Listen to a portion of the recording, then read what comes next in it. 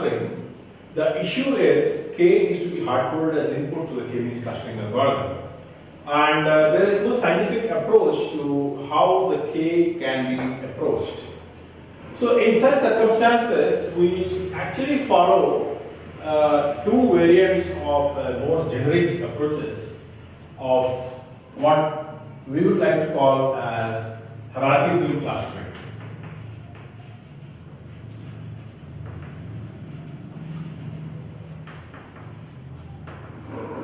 In hierarchical clustering, we don't predefine in K, but instead follow either a top-down approach or a bottom-up approach to formation of clusters, and then depending upon the visual appeal or the kind of cluster topologies, we can decide what would be a good K where to stop the cluster formation. In top-down approach, what we usually do is we take all the data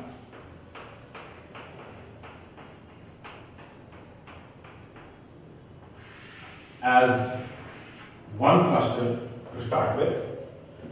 Then you suppose start with breaking it into two clusters.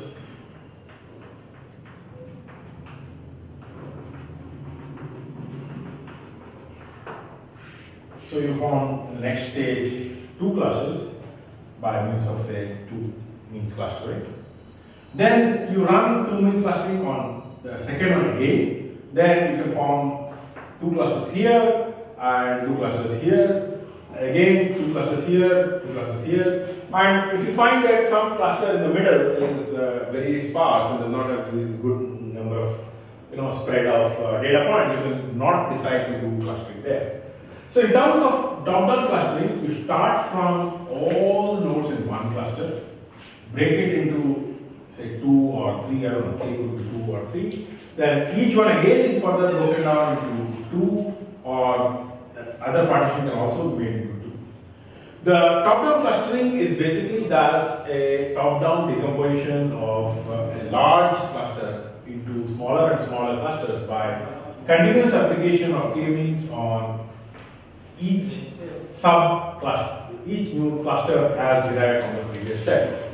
So what happens in top-down clustering is, it is in our hands just to decide whether we want to go and stop further division of one cluster into more subclusters or not. This is, I would say, not so rigorous or very subjective depending upon how clusters turn out at each step.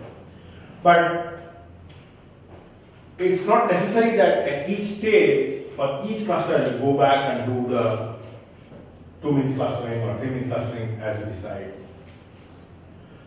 So top-down is one such approach where you don't have prior knowledge of what is a good set of clusters which is useful for the target problem. On the other hand, we have a far more scientific approach to doing a bottom-up clustering. And in doing bottom-up clustering, we use a technique known as Dendrogram. So when you say Dendrogram, Dendrogram is basically a visual tree formed by coalescing data points to form clusters as we go along. Suppose we have a lot of data points in the original data. So in bottom up, we initially assume that each original point is a separate cluster.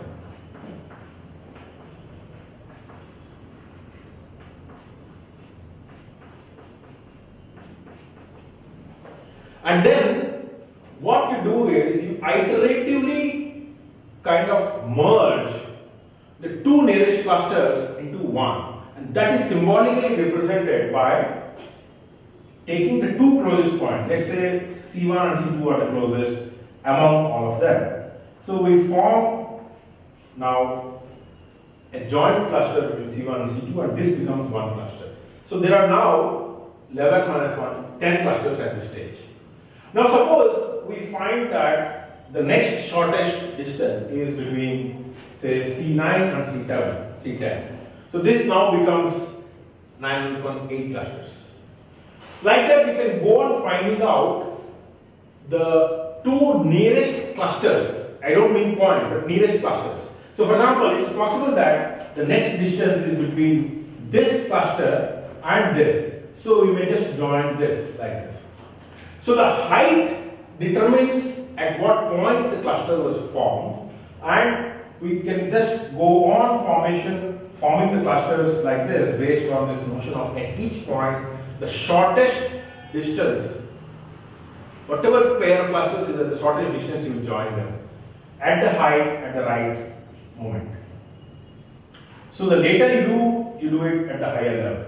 So the way it works out is ultimately it is possible that you may form a cluster which is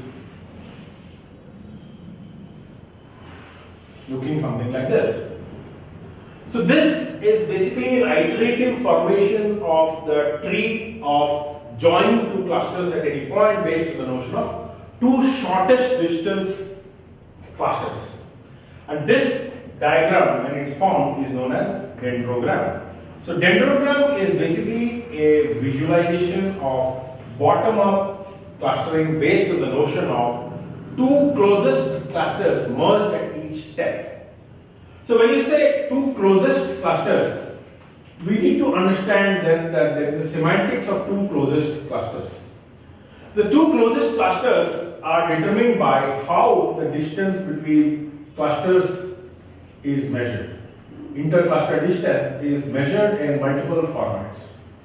They are known as the linkage type. So the intercluster distance based on linkage can be measured in 4 different ways.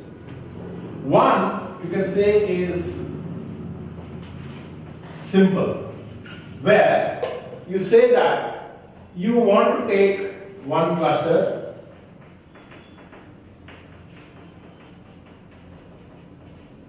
and find out the distance between the farthest elements, or the farthest distance possible between two elements in the two clusters. That forms a simple linkage.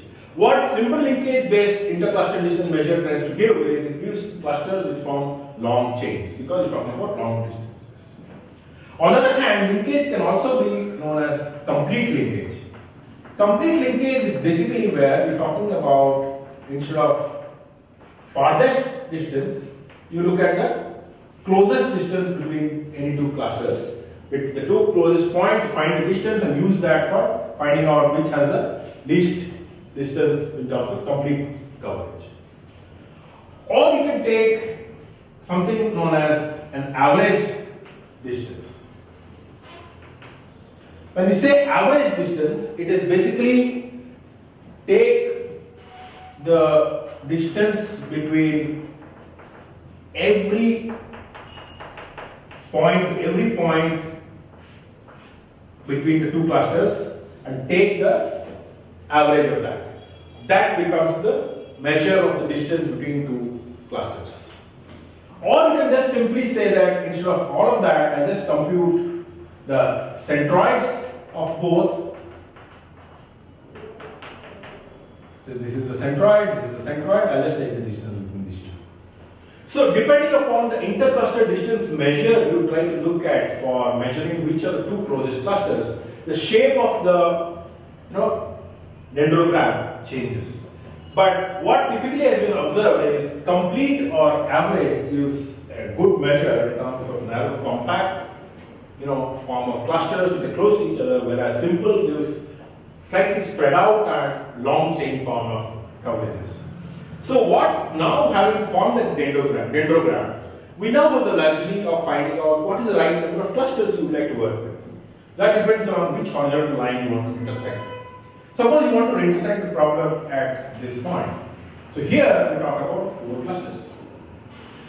On the other hand, suppose you want to do it at this point. This forms 5 clusters. You go it slightly lower, it forms 6 clusters. So depending upon where you intersect the bottom-up formed dendrogram, you can now decide what is the number of clusters that is formed. So now we see that we have now a very structured and scientific approach to formation of clusters in the concept of K-means clustering, and give that K which you decide as it means to form the K-means clustering. So what we're seeing is, in terms of hierarchical clustering, while top-down is a top-down recursive decomposition by performing K-means at each level, hierarchical by a bottom-up using the notion of dendrogram gives a more scientific approach. One thing is you will decide what is the intercluster mechanism you would like to use to basically find out what two closed clusters mean when you're forming the dendrogram. So dendrogram is technically very important because height represents what is the order in which the clusters were coalesced to form on the cluster, joint cluster. So the lowermost will form first, next to the next highest, next highest, next highest. So if you see the highest is the one where the last cluster correlation is formed. So it's important to understand that dendrogram is a scientific approach to formation of clusters for determining the right K. And so that solves a major problem in determining the K in clusters.